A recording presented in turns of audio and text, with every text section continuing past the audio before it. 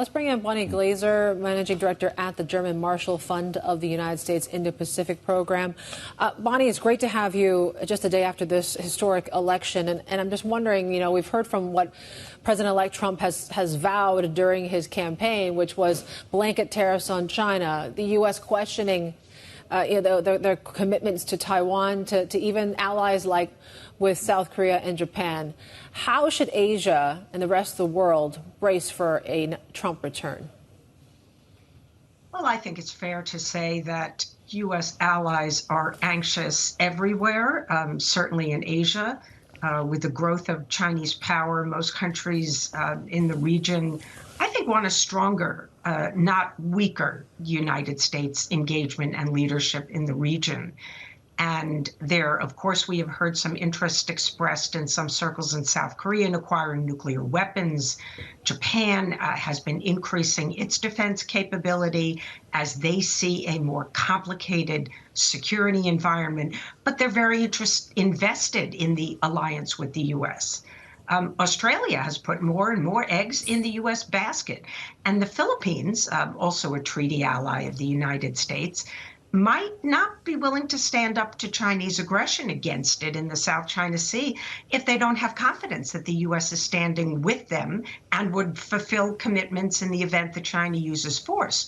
So in other words, there's a lot of uncertainty, and I think Indo-Pacific countries will be watching very closely to see how Trump 2.0 is going to approach the region and U.S. allies everywhere. Bonnie, David here. Maybe just to follow up on that, the extent of military support in the event we get to that conversation, which hopefully we don't. What about the aspect that, and we heard this back in 2016, is that allies will simply just need to pay more and foot more of that bill as it pertains to U.S. defense? Well, that's certainly a given. The Trump administration will want countries to pay more for their own defense. And defense spending has increased during the Biden administration in many places in the world, certainly, of course, in Europe after Russia's full-scale invasion of Ukraine.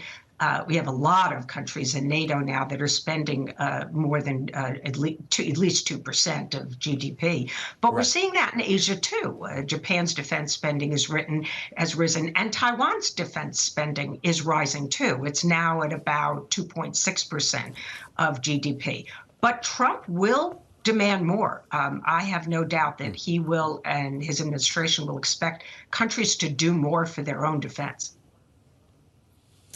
How do you think China is going to respond? I mean, if there's a threat of tariffs here, do you think, people talk about there's a difference between the candidate Trump and what he will be as President Trump. Do you subscribe to that view that maybe this was all sort of just campaign rhetoric and that maybe he might have a softer approach on China when it comes to tariffs and use it more just as a bargaining tool? I think that China is prepared for intensifying strategic competition in the U.S.-China relationship. They probably are fully prepared for Trump to impose higher tariffs on China. We know he's talked about tariffs as high as 60%. Trump could seek to negotiate another trade deal with China, or he might conclude that it's a waste of time since Beijing didn't purchase the American products that it pledged to buy in the Phase 1 deal they signed when he was president. Instead, Trump could pursue a policy of decoupling rather than de-risking from China. I think the Chinese are fully prepared for the new team to more tightly enforce export controls on advanced semiconductors, for example. So I think the Chinese will wait to see what he does initially and who goes into his administration. At the same time, I think that we can assume that the Chinese will reach out to some U.S. businessmen that they trust, who they think can whisper in Trump's ear and maybe influence his policies. Yeah, and I wonder who that could be, Bonnie. Well, you mentioned the Chinese might be waiting for what the president-elect might do initially. What immediately comes to mind when you said that was our reporting suggests that the Taiwanese president is considering putting a call in to Donald Trump. Well, two questions for you. Do you think Donald Trump should take that call, and do you think he will take that call? Well, we know that Donald Trump had a call with the former president of Taiwan, Tsai Ing-wen, when he was elected last time. And according to interviews and books that people have written, he was quite surprised at the criticism that resulted from that call. I think he didn't realize that he was setting a new precedent, and he didn't understand how angry Beijing would be. And he wanted to build leverage against Beijing. He didn't want to lose that leverage. And it was after that phone call that Trump actually said, I don't have to reaffirm the one China policy unless, Beijing narrows the bilateral trade deficit and takes other measures. But at the end of the day, he did have to reaffirm that one China policy. So my view is that he's likely learned a lesson from that it is unlikely that he would take a call with Taiwan's new president. I think he feels he got burned the first time around.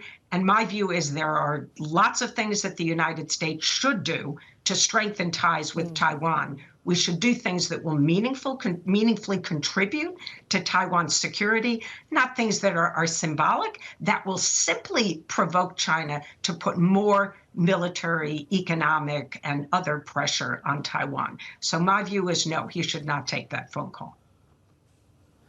Interesting. And I guess Taiwan is part of this whole story. You mentioned about the whole reshoring of manufacturing away from China. I mean, that basically is something that we've seen since 2016 already, right? Whether it's away from existing tariffs, COVID certainly, accelerated that sort of shift as well. The environment seems to be very different now versus 2016, Bonnie. And I wonder, trade imbalances that we're seeing in Southeast Asia with the U.S., for example, is that something that you think the Trump administration might focus on?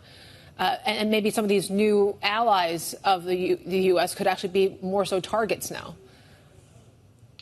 Well, even in Trump's first administration, there were partners, friends of the United States, not treaty allies, that were targeted with pressure because of their trade surpluses with the United States. And Vietnam is an example that comes to mind, and they're probably worried that they also might bear brunt of Trump administration pressure.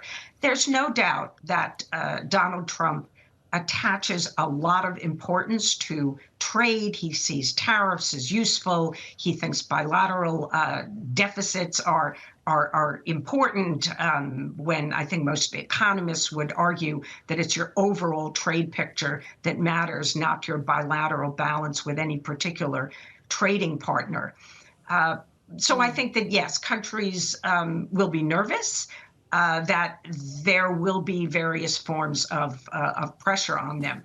But as far as China is concerned, I think the Chinese are much better prepared this time around. Last time, they really didn't directly counter any of the nascent U.S. technology restrictions. They only responded with proportionate tariff increases. But now the Chinese have developed new tools that they can use to retaliate.